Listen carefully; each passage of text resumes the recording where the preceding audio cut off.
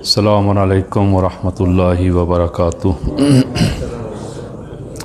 لا حول ولا قوۃ الا باللہ العلی العظیم۔ حسبنا اللہ ونعم الوکیل، نعم المولا ونعم النصیر۔ اعوذ باللہ من الشیطان الرجیم،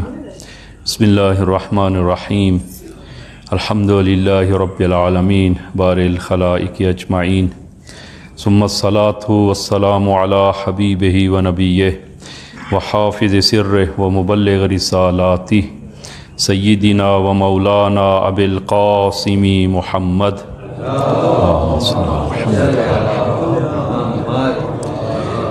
وعلی اہل بیتہ الطیبین الطاہرین المعصومین الذین اذھب اللہ عنہم الرجس وطہرہم تطہیرا۔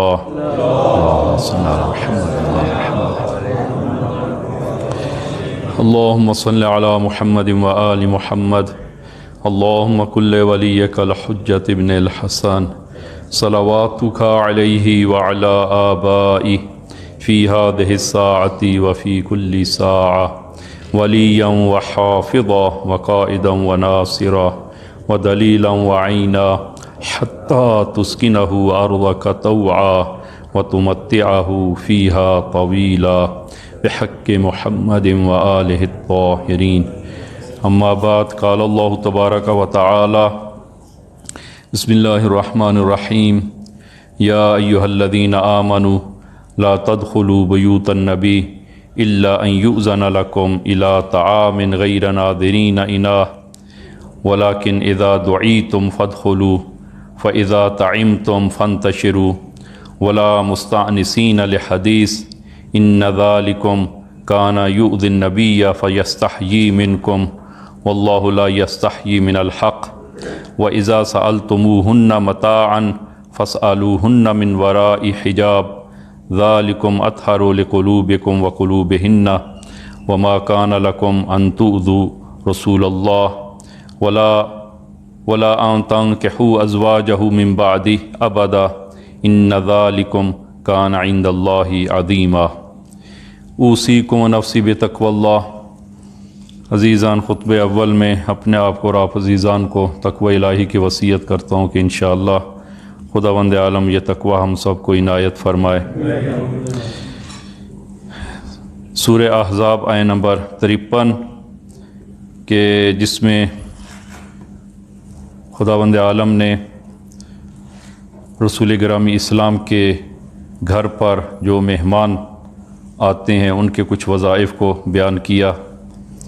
اور اس سورہ مبارکہ اور اس آیہ کی شان نزول کے حوالے سے مفسرین نے لکھا ہے کہ جب زینب بنت جہش کی شادی رسول گرامی اسلام کے ساتھ ہوئی، اور اس سورہ مبارکہ کی ابتدا سے ہی اس قصے کو خداوند عالم نے بیان فرمایا کہ زینب بنت جہش جو رسول گرامی اسلام کی پھوپھی زاد ہیں، ان کا عقد زید بن حارثہ کے ساتھ ہوا کہ جو رسول خدا کے آزاد کردہ غلام تھے، اور بعد میں یہ شادی نہ چل سکی اور طلاق واقع ہو گئی، اور زید بن حارثہ کو رسول گرامی اسلام نے اپنا منہ بولا بیٹا قرار دیا تھا،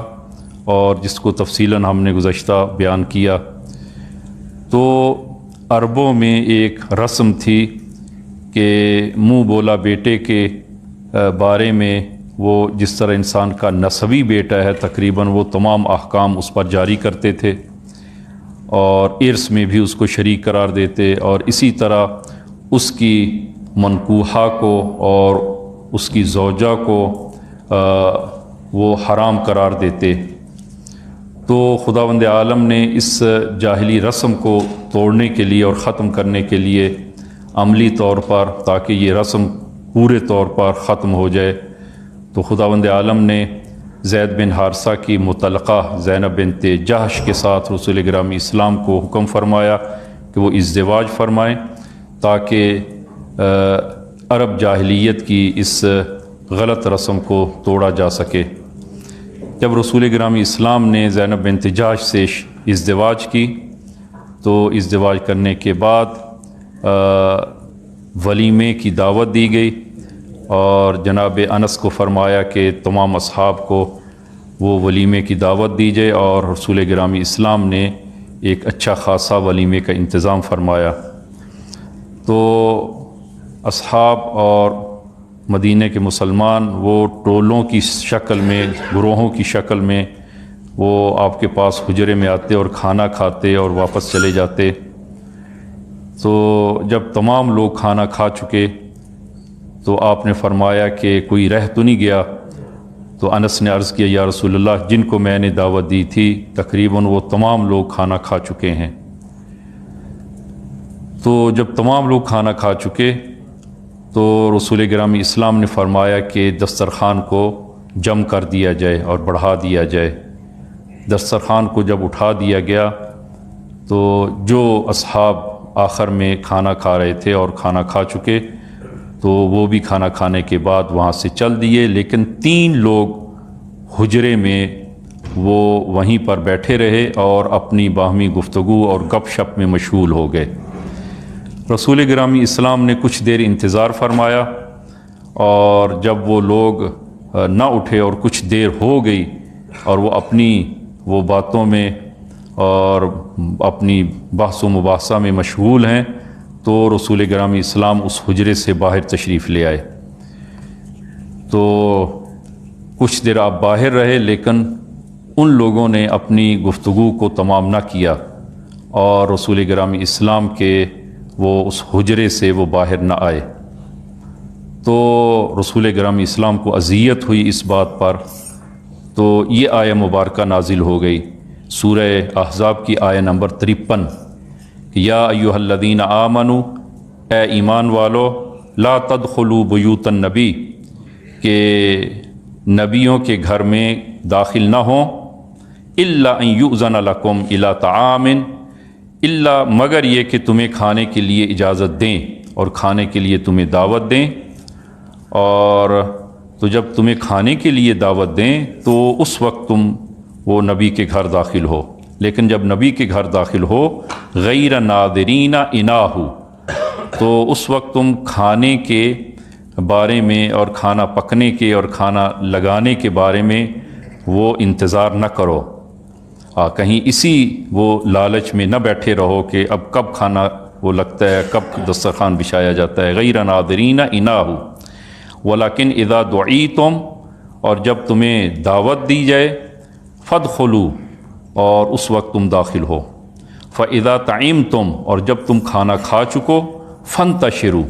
اس وقت تم وہ منتشر ہو جاؤ اور وہاں سے چل دو، ولا مستأنسین لحدیث، اور وہ آپس میں گفتگو میں مشغول نہ ہو اور آپس کی گپوں میں مشغول نہ ہو۔ ان ذالکم کان یؤذی النبی، کہ یہ بات نبی کو تکلیف پہنچاتی ہے، فیستحیی منکم، اور نبی کریم وہ تمہارا لحاظ کرتے ہیں اور تم سے حیا کرتے ہیں، واللہ لا یستحیی من الحق، لیکن خدا اور اللہ تعالی حق بات کرنے میں نہیں شرماتا۔ وَإِذَا سَأَلْتُمُوهُمْ مَتَاعًا، اور جب تمہیں وہ کسی چیز کی ضرورت ہو اور تم نبی کے گھر آ کر امہات المومنین اور زوجات رسول خدا سے کوئی چیز اگر مطالبہ کرتے ہو، فَاسْأَلُوهُنَّ مِنْ وَرَاءِ حِجَابٍ، تو پردے کے پیچھے سے تم اس چیز کا سوال کرو اور پردے کے پیچھے سے اس کا مطالبہ کرو۔ ذَلِكُمْ أَطْهَرُ لِقُلُوبِكُمْ وَقُلُوبِهِنَّ، فرمایا کہ یہ تمہارے اور ان کے دلوں کی پاکیزگی کے لیے بہت اچھا اور بہتر طریقہ ہے۔ اور پھر فرمایا وَمَا كَانَ لَكُمْ أَن تُؤْذُوا رَسُولَ اللَّهِ، اور رسول خدا کو اذیت نہ دو، وَلَا أَن تَنكِحُوا أَزْوَاجَهُ مِن بَعْدِهِ، اور رسول گرامی اسلام کے بعد ان کی ازواج سے قطعاً نکاح نہ کرو۔ ان ذالکم کان عند اللہ عظیما، بتحقیق یہ اللہ کے نزدیک بہت بڑا گناہ ہے۔ یہ آیہ مبارکہ کے جس میں چند نکات وہ قابل توجہ ہیں، اور جو نہ فقط اگرچہ یہ آیہ مبارکہ رسول گرامی اسلام اور ان کے بارے میں نازل ہوئی ہے، لیکن اس کا حکم عام ہے، اور حکم کے عام ہونے کی وجہ سے کہ یہ احکام جو ایک میزبان اور مہمان کے جو احکام ہیں اور جو وظائف ہیں وہ نہ فقط رسول خدا کے پاس آنے والوں کے لیے ہیں، بلکہ تمام افراد جو دوسروں کے ہاں مہمان بنتے ہیں اور دوسروں کے پاس جاتے ہیں، تو ان احکام کا اور ان وظائف کی وہ رعایت کرنا وہ لازم اور ضروری ہے۔ کہ سب سے پہلا نقطہ وہ عرض کروں آپ عزیزان کی خدمت میں کہ قرآن کریم نے جہاں پر کلی امور کو بیان کیا ہے اور جہاں پر کلی ابحاث کو ذکر کیا ہے، وہاں پر جزئی اور فرعی مسائل کو بھی قرآن کریم نے ذکر فرمایا ہے۔ انسان کی زندگی کے وہ جزئی اور چھوٹے چھوٹے مسائل کو بھی قرآن کریم نے وہ ذکر کیا ہے، اور یہ قرآن کریم نے یہ شیوہ اس لیے اختیار کیا ہے تاکہ مسلمان یہ جان سکیں اور یہ معلومات کر سکیں کہ دین فقط کلی امور کا نام نہیں ہے،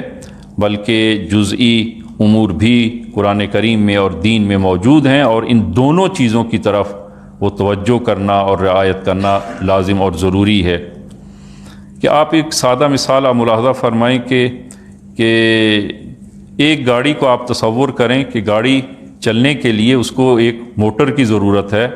تو ایک موٹر میں وہ بہت سارے قطعات ہوتے ہیں، بہت سارے اس کے پرزے ہوتے ہیں، تو اگر ان میں ایک پرزہ نہ ہو تو وہ گاڑی نہیں چل پائے گی۔ تو کچھ کلی اور بڑے امور ہوتے ہیں اور کچھ جزئی اور فرعی مسائل ہوتے ہیں، تو دونوں کی رعایت کرنا وہ لازم اور ضروری ہے۔ جب تک جو ہے وہ دونوں کی رعایت نہ کیجیے، قرآن نے وہ توحید کے بارے میں ذکر فرمایا، نبوت کے بارے میں، معاد اور قیامت کے بارے میں ذکر فرمایا ہے، تو اسی طرح زندگی کے بہت ریز اور چھوٹے چھوٹے امور کو بھی قرآن نے اور دین نے وہ بیان کیا ہے کہ جو انسان کے لیے لازم اور ضروری ہیں۔ تو انہی امور میں سے کہ مہمانی کے آداب، کہ انسان جب کسی کے ہاں جاتا ہے تو اس کے آداب کیا ہیں، اسی طرح انسان کا والدین کے ساتھ رویہ کیسا ہونا چاہیے، اولاد کے ساتھ برتاؤ کیسا ہونا چاہیے۔ تو اس آیہ مبارکہ میں سورہ احزاب آیہ نمبر 53 میں خداوند عالم نے رسول گرامی اسلام کے گھر جو لوگ تشریف لاتے ہیں اور مہمان وہ بنتے ہیں، تو ان مہمانی کے آداب کو خداوند عالم نے وہ ذکر فرمایا ہے۔ کہ پہلا نقطہ جو کہ جب آپ کسی کے گھر داخل ہوں تو پہلے اجازت لے کر داخل ہوں، اور خصوصاً انبیاء کے گھروں میں بغیر اجازت کے داخل نہ ہوں، اور جب صاحب خانہ اور وہ میزبان اور صاحب خانہ اگر وہ اجازت دے تو اس صورت میں اس گھر میں داخل ہوں۔ کہ فرمایا کہ یا ایھا الذین آمنوا لا تدخلوا بیوت النبی، کہ نبی کے گھروں میں وہ داخل نہ ہوں الا ان یؤذن لکم الی طعام، الا یہ کہ وہ اجازت دیں آپ کو داخل ہونے کی۔ تو یہ ایک ادب ہے اور وظیفہ ہے کہ جو نبی کے گھر میں داخل ہونا چاہتا ہے تو اجازت لے کر داخل ہو، بغیر اجازت کے داخل ہونا جائز نہیں ہے۔ اور یہ حکم فقط انبیاء کے ساتھ خاص نہیں ہے، اگرچہ بطور خاص یہ اس آیہ مبارکہ میں رسول خدا کے بارے میں یہ حکم بیان ہوا، لیکن یہ حکم عام ہے کہ انسان جب کسی کے گھر داخل ہوتا ہے تو پہلے اجازت لے، اجازت لے کر پھر جو ہے وہ گھر میں داخل ہو۔ کہ آپ ملاحظہ فرمائیں کہ انسان اگر اپنی ماں کے گھر بھی داخل ہونا چاہتا ہے تو پہلے اجازت لے، حتیٰ یہ ادب ہے اور یہ وظیفہ ہے کہ گھر کے اندر اگر اولاد والدین کا جو مخصوص کمرہ ہے تو اس میں اگر کمرے میں داخل ہونا ہے تو پہلے دستک دی جائے اور اجازت لی جائے، اور پھر اگر انسان باہر سے آیا ہے، حتیٰ اپنی ماں کے گھر آیا ہے، باپ کے گھر آیا ہے، تو پہلے اجازت لے، اور اجازت لے کر پھر جو ہے وہ داخل ہو۔ تو آپ ملاحظہ فرمائیں کہ سورہ نور آیہ نمبر 27 میں ارشاد خداوندی ہوتا ہے یا ایھا الذین آمنوا لا تدخلوا بیوتا غیر بیوتکم۔ اس آیہ مبارکہ میں عمومی حکم ذکر ہوا ہے جو تمام لوگوں کے لیے ہے، فقط نبی کے ساتھ خاص نہیں ہے، تمام لوگوں کے لیے۔ اے ایمان والو، کہ جب تم اپنے علاوہ کسی اور کے گھروں میں داخل ہو، کہ لا تدخلوا بیوتا غیر بیوتکم، اپنے گھروں کے علاوہ کسی اور کے گھروں میں جب داخل ہو تو نہ داخل ہو حتی تستأنسوا، یہاں تک کہ تم ان سے اجازت لو، وتسلموا، اور جب اجازت مل جائے اور تم داخل ہو وَتُسَلِّمُوا عَلَىٰ أَهْلِهَا، تو اس اہل خانہ پر سلام کرو. پہلے اجازت کے بعد پھر جب داخل ہوں گے تو پھر اہل خانہ پر سلام کرو. یہ ادب ہے، یہ داخل ہونے کا ایک وظیفہ ہے کہ دو وظیفوں کو یہاں پر جو ہے وہ بیان فرمایا. ان علی ان رجلا اتى النبی صلی اللہ علیہ وآلہ، کہ امیر المومنین سے یہ حدیث ہے، فرمایا کہ ایک شخص رسول گرامی اسلام کی خدمت میں حاضر ہوا اور عرض کرتے یا رسول اللہ کہ میں اپنی ماں کے گھر داخل ہونا چاہتا ہوں تو کیا اجازت لوں؟ کہ یا رسول اللہ امی استاذن علیہا، کہ میں ماں کے گھر داخل ہونا چاہتا ہوں تو کیا اجازت لے کر داخل ہوں؟ فقال نعم، آپ نے فرمایا ہاں، اپنی ماں کے گھر بھی داخل ہونا چاہتے ہو تو پہلے اجازت لو. قال ولما یا رسول اللہ، یا رسول اللہ میری ماں کا گھر ہے تو ماں کے گھر جو ہے وہ کیوں اجازت لوں میں؟ تو آپ نے فرمایا کہ قال ایسرک ان تراها عریانۃ، کیا تم یہ پسند کرو گے کہ تم گھر میں داخل ہو، بغیر اجازت کے گھر میں داخل ہو اور نہیں معلوم ماں کس حالت میں ہے، اور خدا نخواستہ ماں کے بدن پر لباس اور کپڑا نہ ہو اور تم گھر میں داخل ہو، کیا تم اس چیز کو پسند کرو گے کہ تم اپنی ماں کے گھر داخل ہو اور اس کے بدن پر لباس یا کپڑا نہ ہو؟ قال لا، یا رسول اللہ میں اس بات کو پسند نہیں کروں گا. قال فاستأذن علیہا، پس جب ماں کے گھر بھی داخل ہوتے ہو پہلے اجازت لو، اجازت لو. حتیٰ عزیزاً کہ جب ائمہ کے حرم میں آپ داخل ہوتے ہیں تو پہلے اذن دخول لیں. لہذا آپ زیارت نامے میں آپ ملاحظہ کریں، آپ مشہد جاتے ہیں تو مشہد میں حرم کے اندر، اور وہ عمومی صحن ہے، وہاں سے داخل ہونے کے بعد آگے جو حرم اور زری کا جو حصہ ہے وہاں اندر داخل ہونے کے لیے آپ پہلے اجازت لیں. لہذا اس زیارت نامے میں سب سے پہلے وہ اذن ورود ہے، داخل ہونے کی اجازت ہے. اور اس اذن ورود میں آپ کیا پڑھتے ہیں کہ اللہم انی وقفت علی باب من ابواب بیوت النبی صلواتک علیہ وآلہ، کہ خدایا میں تیرے وہ نبی کے گھروں میں سے ایک گھر میں داخل ہونا چاہتا ہوں. اہل بیت کا گھر وہی انبیاء کا گھر ہے. البتہ احادیث اس بارے میں جو ہے وہ موجود ہیں کہ میں ان کی طرف جو ہے وہ نہیں جاتا، کہ وقفت علی باب من ابواب بیوت النبی، کہ تیرے نبی کے گھروں میں سے ایک گھر میں میں گھر پہ کھڑا ہوں اور داخل ہونا چاہتا ہوں. وقد منعت الناس ان يدخلوا الا باذنی، اور خدایا تو نے منع کیا ہے اور تو نے روکا ہے کہ بغیر اجازت کے اپنے نبی کے گھر میں داخل ہونے سے تو نے بغیر اجازت کے روکا ہے، بغیر اجازت کے نبی کے گھر میں داخل نہ ہو. اور فقلتا، اور خدایا تو نے فرمایا ہے یا ایھا الذین آمنوا لا تدخلوا بیوت النبی الا ان یؤذن لکم، کہ تو نے خدایا حکم دیا ہے کہ نبی کے گھروں میں داخل نہ ہو جب تک وہ اجازت نہ دیں، اس وقت تک داخل نہ ہو. پھر اس کے بعد آپ زیارت نامے میں آپ اذن دخول میں پڑھتے ہیں ادخل یا رسول اللہ، کہ اے رسول خدا کیا میں داخل ہو سکتا ہوں؟ اجازت طلب کی جاتی ہے. ادخل یا حجت اللہ، اے حجت الہی کیا میں داخل ہو سکتا ہوں؟ ادخل یا ملائکت اللہ، کہ اے ملائکہ الہی کہ جو اس حرم میں ہیں کیا میں داخل ہو سکتا ہوں؟ حتیٰ وہ روضہ مقدس سے ائمہ اطہار میں جب داخل ہوتے ہیں پہلے اذن ورود لیں، پہلے اجازت لیں اور پھر جو ہے وہ داخل ہوں. لہذا عزیزاً پہلا ادب اور وظیفہ یہ ہے کہ انبیاء کے گھروں میں، اور اسی طرح انسان جب کسی کے ہاں مہمان جاتا ہے تو پہلے اجازت لیں، اور اسی طرح بغیر اجازت اور بغیر اطلاع کے آپ نہ جائیں، بغیر اطلاع کے نہ جائیں، پہلے اطلاع کریں، اجازت لیں، اور اجازت لینے کے بعد البتہ ہمارے ہاں یہ فرہنگ جو ہے وہ یہ تقریباً نہ ہونے کے برابر ہے. عام طور پر جو ہے وہ ایسا نہیں ہوتا. وہ مہمان بھی آتا ہے تو وہ بغیر اطلاع کے اور یکدم جو ہے وہ معلوم ہوتا ہے کہ جب گھر کے اندر داخل ہو جاتا ہے اور معلوم ہوتا ہے کہ مہمان پہنچ گئے ہیں. ممکن ہے کہ انسان جو ہے وہ کس حالت میں اور کس کیفیت میں ہے، آیا وہ مہمان کی پذیرائی کر سکتا ہے نہیں کر سکتا، تو پہلے جو ہے وہ اجازت لی. یہ پہلا نقطہ اس آیہ مبارکہ میں. دوسرا نقطہ کہ وہ کھانے کے انتظار میں نہ رہیں، کہ کسی کے ہم مہمان جب جائیں تو یہ انتظار میں نہ رہیں کہ صاحب خانہ کب کھانا لگاتا ہے. غیر ناظرین اناہو، ہاں کہ وہ کھانا چننے کے انتظار میں نہ رہیں کہ کب جو ہے وہ کھانا چنا جاتا ہے. اور اگر بعض جو ہے وہ مہمان ہوتے ہیں وہ کہہ بھی دیتے ہیں کہ جناب آپ جلدی کھانا لگائیں، آپ جلدی کھانا لگائیں. اور یہ ادب کے سوء ادب ہے، یہ ادب کے خلاف ہے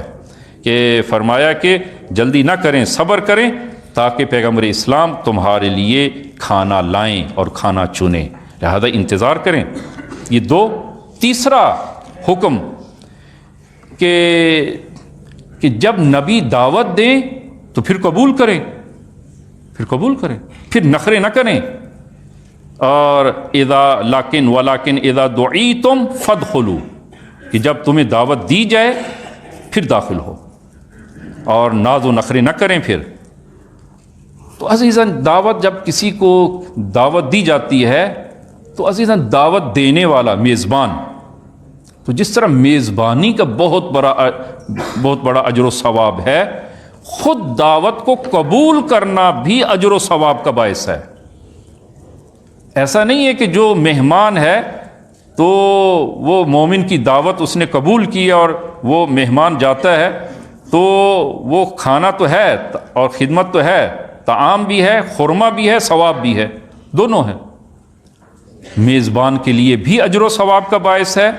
اور مہمان جو دعوت قبول کرتا ہے اس کے لیے بھی اجر و ثواب کا وہ باعث ہے، دونوں کے لیے اجر و ثواب کا باعث ہے. لہذا وہ بہت ساری روایات اس ضمن میں ہیں کہ وقت نہیں ہے کہ میں ان روایات کو عرض کروں، کہ مومن کی کوشش کی جائے مومن کی دعوت کو نہ ٹھکرایا جائے اور مومن کی دعوت کو وہ قبول کیا جائے. یہ چوتھا نقطہ اس آیہ مبارکہ میں کہ جب کھانا تناول کر لیں تو پھر جلدی سے واپس لوٹ آئیں، پھر زیادہ دیر نہ بیٹھیں. اور خصوصاً رسول خدا کی خدمت میں اگر ائمہ خدا کی خدمت میں ہے تو دعوت کے بعد کھانا اور طعام تناول کرنے کے بعد پھر زیادہ وہ نہ بیٹھیں اور وہ بحث و مباحثہ میں مشغول نہ ہوں، اس لیے کہ یہ چیز عام طور پر صاحب خانہ کے لیے اذیت کا باعث بنتی ہے، اذیت کا باعث بنتی ہے. لہذا ارشاد ہوا فَإِذَا طَعِمْتُمْ، کہ جب طعام کر چکو اور تناول کر لو، فَانْتَشِرُوا، پھر منتشر ہو جاؤ، وہاں سے اٹھ جاؤ، چلے جاؤ. وَلَا مُسْتَأْنِسِينَ لِحَدِيثٍ، اور باتوں میں سرگرم نہ ہو جاؤ. ممکن ہے، البتہ یہ موارد فرق کرتے ہیں کہ کبھی ایسا ہوتا ہے کہ باقاعدہ دعوت ہوتی ہے کہ جناب کہ کھانا بھی ہے اور وہ باہمی گپ بھی ہے، محفل ہے اور وہ محفل جو ہے وہ لمبی اور اس موضوع پہ ہماری گفتگو ہے، وہاں پر باقاعدہ وہ گفتگو کے لیے اس محفل میں جو ہے وہ بلایا گیا ہے. وہ انشاءاللہ وقت ہوا تو میں عرض کروں گا کہ ہماری وہ محافل کیسی ہونی چاہیے، وہ بھی انشاءاللہ وقت ہوا تو میں عرض کروں گا. تو لیکن اگر ایسا نہیں ہے، طعام کی دعوت ہے، کھانے کی دعوت ہے، تو کھانا کھانے کے بعد پھر جلدی سے منتشر ہو جائیں، وہاں سے چلے جائیں تاکہ صاحب خانہ کے لیے اذیت کا باعث نہ بنے. جس طرح کہ اس شان نزول کے حوالے سے بھی میں نے عرض کی ہے کہ 3 افراد وہ بیٹھے رہے اور باتوں میں سرگرم ہے، اپنی بحث میں ایک دوسرے کے ساتھ جو ہے وہ رسول گرامی اسلام منتظر ہیں کہ یہ کب لوگ جو ہے وہ اب جاتے ہیں، اور رسول گرامی اسلام شرم و حیا کی بنا پر وہ ان سے نہیں کہہ پا رہے کہ تم اب کھانا تناول کرنے کے بعد اب یہاں سے چلے جاؤ، لیکن خداوند عالم جس طرح کہ آیا میں آپ نے ملاحظہ کیا ہے. تو یہ چوتھا نقطہ. 5واں نقطہ کہ مہمان جو ہے وہ صاحب خانہ کی رنجش اور ملالت کا باعث نہ بنے. ان ذالکم کان یؤذی النبی، کہ یہ بات یعنی اگر تم زیادہ بیٹھے رہو گے اور اپنی گپوں میں مشغول رہو گے تو یہ نبی کی اذیت کا باعث بنتا ہے. فیستحیی منکم، اور نبی کو حیا ہے تم سے، لہذا حیا کی وجہ سے نبی خاموش ہیں. لیکن واللہ لا یستحیی من الحق، لیکن خدا کو حق بات کرنے میں حیا نہیں ہے، شرم نہیں، کہ وہ انشاءاللہ آئندہ خطبے میں عرض کریں گے. حیا بعض موارد میں اچھا ہے، بعض موارد میں پھر حیا نہیں ہے. بعض موارد میں حیا نہیں ہے، وہ انشاءاللہ آئندہ خطبے میں عرض کریں گے. یہ 5واں اور 6واں نقطہ کہ جب انسان دوسرے کے گھر میں جاتا ہے تو حدود کی رعایت کرے، حدود کی رعایت کرے۔ وہ انشاءاللہ وہ تفصیل میں عرض کروں گا کہ وَإِذَا سَأَلْتُمُوهُنَّ مَتَاعًا، اور جب تم نبی کے گھروں سے کوئی چیز وہ مانگو، کسی چیز کا سوال کرو، فَاسْأَلُوهُنَّ مِنْ وَرَاءِ حِجَابٍ، تو پھر جو ہے وہ پردے کے پیچھے سے تم سوال کرو۔ اور یعنی زوجات رسول خدا سے جب تم سوال کرو، کوئی چیز مانگو تو پردے کے پیچھے سے مانگو۔ ذالکم اطہر لقلوبکم وقلوبہن، یہ تمہارے لیے بھی ان کے لیے بھی وہ پاکیزگی کا بہتر طریقہ یہی ہے کہ پردے کے پیچھے سے تم چیزوں کو طلب کرو۔ بالآخر عزیزان کہ انسان جب مہمان جاتا ہے تو حدود کی رعایت کرے، حدود کی رعایت کرے۔ خصوصاً جو ہے وہ محفل جب ہوتی ہے تو محفل میں بھی انسان حدود کی رعایت کرے، مخلوط معاشرہ نہ ہو۔ ہاں کہ محفل ہے اس میں مرد و زن جو ہے وہ مخلوط ہیں، اور حت المقدور جو ہے یہ کوشش ہونی چاہیے کہ مرد الگ ہوں، خواتین الگ ہوں، الگ الگ جو ہے وہ ہونے چاہیے۔ اور بالآخر یہ خاتون جو ہے وہ جب کھانا کھاتی ہے، اگر محفل ایک ہے اکٹھے جو ہے خواتین و مرد جو ہیں وہ، تو جب خاتون کھانا کھاتی ہے تو بالآخر اس کے ہاتھ اور چہرہ جو ہے وہ ظاہر ہو جاتا ہے، اور بالآخر انسان آدم زاد ہے اور شیطان جو ہے وہ وسوسہ کرتا ہے، لہذا وسوسے کا زیادہ یہاں پر خوف اور خطر ہے۔ لہذا فرمایا کہ ایسی صورت میں وہ حدود کی، انسان جب محفل میں جاتا ہے، کسی کی دعوت پر جاتا ہے تو حدود کی رعایت کرے اور ان حدود کو پامال نہ کرے۔ اور آخری نقطہ جو ہے وہ دوسرا نقطہ آیہ مبارکہ میں کہ رسول گرامی اسلام کو اذیت نہ دیں، کہ وما کان لکم ان تؤذوا رسول اللہ، کہ رسول خدا کو اذیت نہ دیں، کہ رسول خدا کو اذیت جو ہے وہ خداوند عالم کو لیے وہ گوارا نہیں ہے۔ خوب عزیزان کہ آخری نقطہ جو اس آیہ مبارکہ میں ارشاد ہوا کہ وَلَا أَن تَنكِحُوا أَزْوَاجَهُ مِن بَعْدِهِ، رسول گرامی اسلام کے بعد ان کی زوجات سے ہرگز نکاح نہ کرنا، نکاح جائز نہیں ہے۔ إِنَّ ذَلِكُمْ كَانَ عِندَ اللَّهِ عَظِيمًا، اور یہ خداوند عالم کے نزدیک وہ بہت بڑی جسارت ہے اور بہت بڑا گناہ ہے کہ رسول خدا کے بعد ان کی زوجات سے۔ بعض مفسرین نے اس نقطے کو ذکر کیا ہے اس شان نزول کے حوالے سے بھی اس آیہ مبارکہ میں، کہ بعض لوگ کہ وہ رسول خدا کے بعد زوجات النبی سے شادی کرنے کے در پہ تھے، البتہ خداوند عالم نے مطلقہ زوجات النبی سے نکاح کو حرام قرار دیا کہ کسی کے لیے جائز نہیں ہے رسول خدا کے بعد امہات المومنین سے نکاح کرے، حرام ہے، جائز نہیں ہے، بلکہ امہات المومنین کا لقب دیا اور ان کی حرمت کو وہ خداوند عالم نے محفوظ کیا۔ اور اس کی علت اور وجہ کیا ہے کہ بعض زوجات رسول گرامی اسلام کی رحلت کے وقت بعض زوجات وہ جوان تھیں، تو پھر بھی خداوند عالم نے وہ نکاح حرام قرار دیا ہے۔ اگر اس کے حکم کی حرمت کے فلسفے کی طرف اگر ہم نگاہ کریں تو بعض لوگ رسول گرامی اسلام سے انتقام لینے کے در پہ تھے، اور رسول گرامی اسلام کی نعوذ باللہ ان کی ذات اقدس کی توہین کرنے کے در پہ، اور وہ قسم کھا چکے تھے اور وہ ارادہ کر چکے تھے کہ رسول گرامی، اور بلکہ بعض نے تو زبانی اظہار بھی کیا کہ رسول خدا کے بعد ان کی زوجہ سے میں ازدواج کروں گا۔ حتیٰ میں نام نہیں لیتا، حتیٰ بعض مفسرین نے، اہل سنت مفسرین نے بعض لوگوں کے نام لیے ہیں کہ فلاں فلاں انہوں نے عہد کر رکھا تھا کہ رسول خدا کے بعد وہ زوجات سے نکاح کریں گے۔ تو خداوند، ایک تو مسئلہ یہ تھا۔ دوسرا مسئلہ کہ اگر یہ نکاح جائز ہوتا تو رسول گرامی اسلام کے بعد اگر ان کی زوجات کو حلقہ زوجیت میں لانا ممکن ہوتا اور جائز ہوتا تو بہت سارے لوگ اس سے ناجائز فائدہ اٹھاتے، اور اس کی یہ وجہ تھی ناجائز فائدہ اٹھانے کی کہ معاشرے میں جھوٹی شہرت حاصل کرنے کے لیے، اور پھر یہ ظاہر کرنے کے لیے کہ چونکہ کہ میں رسول خدا کے وہ گھریلو حالات سے باخبر ہوں اور ان کی تعلیمات اور ان کے مکتب سے میں آگاہ ہوں، لہذا وہ لوگوں کا اعتماد حاصل کرنے کے لیے وہ ایسا کام کرتے اور دین میں تحریف کرتے۔ یا بعض منافق لوگ وہ ایسی باتیں انہوں نے وہ پھیلانا شروع کر دیتے کہ جو حضرت اور رسول گرامی اسلام کی شایان شان نہ ہوتی، لہذا خداوند عالم نے ان دونوں چیزوں کا وہ سد باب کرتے ہوئے وہ زوجات النبی کے ساتھ نکاح کو حرام قرار دیا، اور پھر زوجات النبی کو ام المومنین کا خطاب اور لقب دیا کہ یہ زوجات نبی وہ امت کی اور مومنین کی مائیں ہیں، ماں کا مقام اور درجہ خداوند عالم نے عنایت کیا تاکہ ان وہ تحریفات اور منافقین کی اس سازش کو خداوند عالم ہمیشہ کے لیے اس راستے کو بند کر دے۔ خوب عزیزاً، یہ 6 نکات اس آیہ مبارکہ میں، کہ چونکہ عمدہ بحث جو ہے وہ اس آیہ مبارکہ میں وہ رسول گرامی اسلام کی دعوت ولیمہ کے حوالے سے تھی، لہذا چند نکات اسی دعوت کے مہمان اور میزبانی کے وہ آداب و فرائض کے حوالے سے چند ایک وہ چیزیں آپ عزیزان کی خدمت میں کہ اسلام میں وہ کس قدر اہمیت ہے، اگرچہ وہ ہمارے آج کے اس معاشرے میں یہ چیز جو ہے وہ بہت کم رنگ ہو گئی ہے، اور بہت کم رنگ ہے،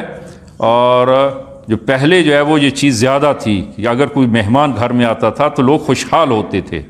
لیکن اب جو ہے وہ مہمان کا سن کر انسان کا دل تنگ پڑتا ہے، دل میں تنگی آتی ہے۔ بلکہ میں تو یہ عرض کروں گا کہ شہری معاشرے میں نے جو محسوس کیا ہے، حتیٰ کہ اگر وہ کہیں فوتگی ہو جائے تو وہ فاتحہ بھی مسجد میں پڑھ لی جاتی ہے، گھر تک جو ہے وہ نہیں جایا جاتا۔ یا مثلا جو ہے وہ اگر بیمار ہو تو تیمارداری جو ہے وہ پھر ٹیلی فون پر ہی تیمارداری جو ہے وہ ہو جاتی ہے۔ البتہ دونوں طرف سے ہے، ادھر کا حوصلہ بھی نہیں ہے اور خود وہ مریض بھی زیادہ نہیں چاہتا کہ کوئی گھر میں آمد و رفت زیادہ ہو۔ یہ دونوں باتیں جو ہیں وہ البتہ دونوں کے آداب ہیں کہ انشاءاللہ وقت ہوا آئندہ کبھی ہم جو ہے وہ کہ میزبانی اور تیمارداری کے کیا آداب ہیں جو رسول خدا نے اور اسلام نے معین کیے ہیں، کس طرح انسان جو ہے وہ تیمارداری کرے، اس کے آداب ہیں، ان کی رعایت جو ہے وہ ہونی چاہیے حتماً۔ تو عزیزاً، مہمان کا بہت بڑا وہ کی ارزش ہے، مقام ہے کہ آپ اس حدیث کو آپ ملاحظہ فرمائیں کہ فرمایا رسول خدا سے حدیث فرمایا الضیف دلیل الجنہ، مہمان وہ جنت کا رہنما ہے، جنت کا رہنما ہے۔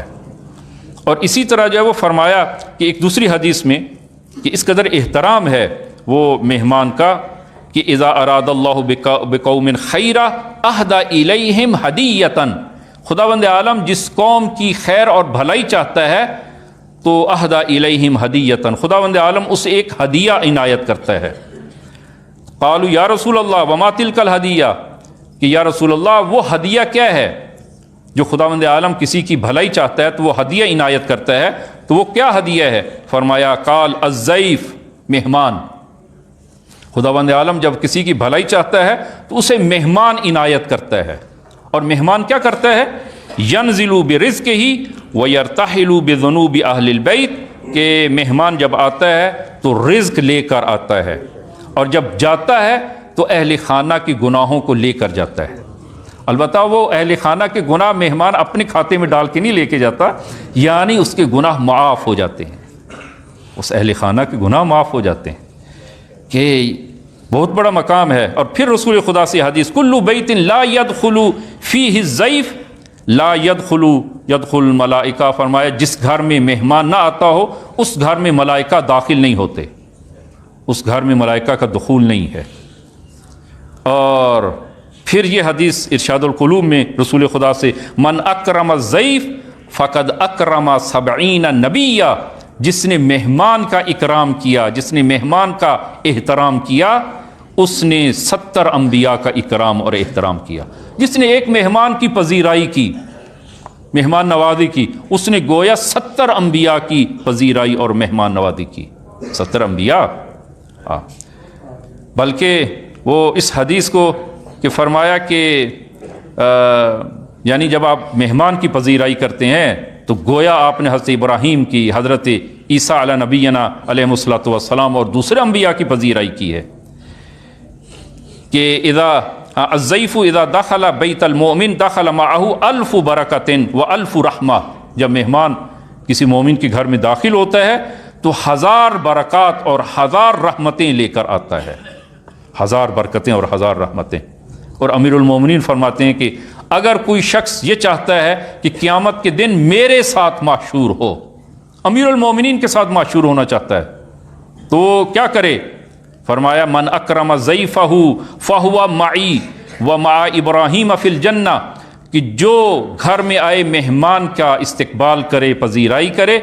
قیامت میں فہو معی، وہ قیامت میں میرے ساتھ ہوگا۔ امیر المومنین فرماتے ہیں میرے ساتھ ہوگا، ومع ابراہیم فی الجنہ، اور ہمارے جد ابراہیم جنت میں، ہمارے جد ابراہیم میرے اور حضرت ابراہیم کے ہمراہ ہوگا۔ تو مہمان کا احترام اور مہمان جو ہے وہ پذیرائی جو ہے، انسان وہ دل کو جو ہے وہ کھلا رکھے مہمان کے حوالے سے۔ البتہ مہمان کے بھی آداب ہیں، وہ عرض کروں گا انشاءاللہ۔ ایک دوسری حدیث میں امیر المومنین سے یہ حدیث جو ہے وہ کہ جو مومن مہمان نواز ہو، قیامت کے دن وہ روشن چہرے یعنی 14ویں کی چاند کی طرح روشن چہرہ ہوگا۔ جب وارد محشر ہوگا تو لوگ دیکھ کر کہیں گے کہ حتماً یہ کوئی نبی مرسل ہے، تو فرشتہ جواب دے گا کہ نہ، یہ کوئی نبی نہیں ہے، یہ مومن ہے، اور یہ وہ مومن ہے کہ جو مہمان نواز تھا، مہمان نوازی جو کرتا تھا اور مہمان کا احترام کرتا تھا، اور اس کا مقام جنت ہے۔ شخص رسول گرامی اسلام کی خدمت میں حاضر ہوتے، یا رسول اللہ میری زندگی کا طریقہ یہ ہے، اپنی زندگی کی روش کو اس نے بیان کیا کہ میرا طرز عمل یہ ہے کہ میں مکمل طور پر وضو کرتا ہوں، نماز قائم کرتا ہوں، وقت پر زکوٰۃ ادا کرتا ہوں، مہمان کی خندہ پیشانی کے ساتھ وہ خدا کے لیے، خدا کی خاطر اور خوشنودی خدا کے لیے مہمان کی تواضع اور اس کے لیے تواضع کرتا ہوں۔ یا رسول اللہ میری زندگی کا عمل یہ ہے۔ رسول خدا نے فرمایا بخن بخن بخن، فرمایا کہ مرحبا، واہ واہ، فرمایا پھر کہ مال جہنم علیک سبیل، جہنم کے راستے تم پر بند ہیں، جہنم کے راستے تم پر بند ہیں، ان اللہ قد برأک من الشح، اور عجیب جملہ فرمایا، اور تیری حالت یہی ہے، اگر تیری حالت یہی ہے تو خدا نے تجھے ہر قسم کے بخل سے پاک کر دیا ہے۔ جو مہمان کو خندہ پیشانی سے قبول کرے یعنی وہ انسان بخیل نہیں ہے، اور جو مہمان کو دیکھ کر دل جو ہے وہ تنگ پڑ جائے تو انسان بخیل ہے، وہ بخیل ہے، سخاوت مند نہیں ہے۔ انسان کو بخیل نہیں ہونا چاہیے، سخی ہونا چاہیے، اور مہمان کو خندہ پیشانی کے ساتھ جو ہے وہ۔ تو عزیزاً یہ مہمانی کے کچھ جو ہے وہ، یہ مہمان اور میزبانی کا ادب اور اس کا مقام اور منزلت ہے کہ ایک دو احکام کے حوالے سے، یعنی اسی مہمان نوازی کے حوالے سے، کہ عزیزاً مہمان نوازی کے آداب میں ایک ادب یہ ہے کہ جب انسان کسی کا مہمان بنتا ہے تو پھر وہ مہمان صاحب خانہ اور میزبان کو امر و نہی نہ کرے، کوئی حکم نہ دے۔ مثلا جو ہے وہ کہ میں یہ کھانا نہیں کھاتا، میں فلاں میں جو ہے وہ بڑا گوشت نہیں کھاتا، چھوٹا کھاتا ہوں، چھوٹے لوگ ہیں چھوٹا کھاتے ہیں، مثلا جو ہے وہ بڑا میں نہیں کھاتا، مثلا جو ہے وہ، یا مثلا اس قسم کی جو ہے وہ اس قسم کی کوئی فرمائش اور تقاضا نہ کرے۔ روایات ہیں اس بارے میں۔ شخص جو ہے وہ جناب سلمان محمدی کی خدمت میں آتا ہے، مہمان بنتا ہے، جناب سلمان نے اپنی وہ توان کے مطابق دسترخوان پہ نان و نمک رکھا، نان و نمک تھا، نان و نمک جو ہے وہ مہمان کی خدمت میں رکھا۔ مہمان نے نان و نمک دیکھنے کے بعد کہا کہ جناب سلمان اگر اس نمک کے ساتھ فلاں سبزی ہوتی تو کیا اچھا ہوتا۔ جناب سلمان نے کیا کیا کہ اپنے وہ 2-4 ظرف تھے جناب سلمان کے پاس، وہ ایک ظرف گروی رکھا،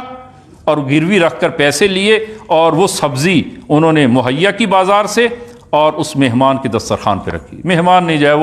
وہ سبزی، نمک اور نان کھانے کے بعد کہا الحمدللہ کہ جو کچھ دسترخوان پہ تھا میرے لیے، میں اس پہ قانع تھا، میں اس پہ قانع تھا۔ جناب سلمان نے فرمایا کہ بندے خدا اگر قانع ہوتا تو میرا ظرف گروی نہ جاتا، اگر قانع ہوتے تم اسی پر تو میرا ظرف گروی نہ جاتا۔ لہذا مہمان وہ تقاضا نہ کرے،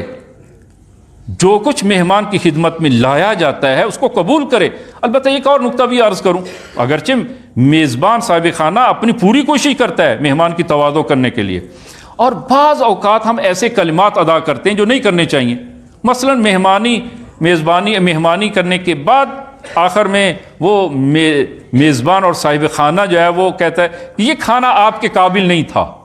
ناعزیزان، یہ کیا بات ہے؟ کھانا آپ کے قابل کیوں نہیں تھا؟ خدا کی نعمتیں ہیں، شکر خدا کرنا، خدا کا شکر بجا لایا جائے۔ صاحب خانہ بھی شکر بجا لائے کہ یہ نعمات خدائی جو دسترخوان پہ رکھی ہیں، اور مہمان بھی شکر خدا بجا لائے کہ جو اس کی خدمت میں رکھی گئی ہیں۔